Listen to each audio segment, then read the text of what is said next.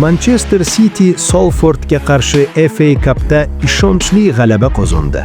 Yakuniy hisob 2-0. Gollar unchalik ko'p bo'lmadi, lekin bu o'yinda bir futbolchi boshqalardan aniq ajralib turdi. Kim ekan deb qiziqyapsizmi?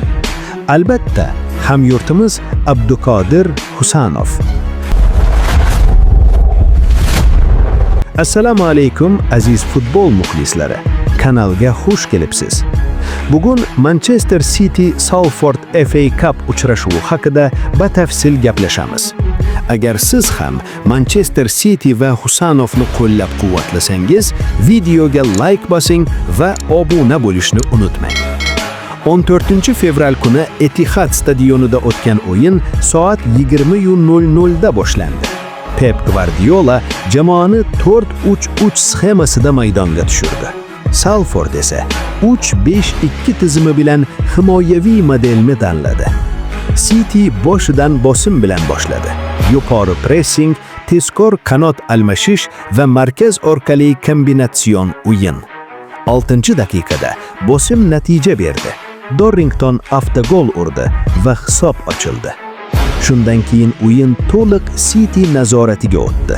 Top egaligi katta ustunlik bilan Manchester tomonida bo'ldi. Yarim himoyada Rico Lewis va Reinders tempni boshqardi. Nico Gonzalez esa orqa chiziq bilan hujum orasida balansni ushlab turdi. Oldinda Foden va Cherki kenglik berdi. Marmaush esa markaziy zonada harakat qilib himoyani chalg'itdi. Salford 3-5-2 bilan markazni yopishga harakat qildi, lekin pressingni yorib o'tish City uchun qiyin bo'lmadi. Ular asosan qarshi hujumga tayanishga urindi, ammo aniq zarbali vaziyat yarata olmadi. Ikkinchi bo'limda Pep rotatsiya qildi. Himoya chizig'ida o'zgarishlar bo'ldi. Al-Lane almashtirildi. Stones almashtirildi. Ait-Nuri almashtirildi. Lekin Abduqodir Husanov maydonda qoldi. Bu juda muhim signal. U o'yinni oxirigacha yuqori intizom bilan o'tkazdi. Pozitsion jihatdan to'g'ri joylashdi. Chiziqni ko'targanda xavf tug'dirmadi. Havodagi kurashlarda ustun bo'ldi. Salford kam bo'lsa ham oldinga chiqqan paytlarda aynan Husanov birinchi to'siq bo'ldi. 81-daqiqada Guehi gol urib hisobni 2-0 ga yetkazdi va o'yinga yakun yasadi. Statistik jihatdan Manchester City ustun edi. Top nazorati yuqori, zarbalarda ustunlik, paslar aniqligi yuqori foizda, himoyada minimal xato. Lekin eng katta xulosa ishonch.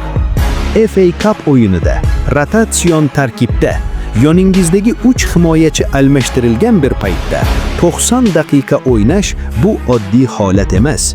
Bu murabbiyning qarori. Bu ishonch belgisi. Bu kelajak uchun signal.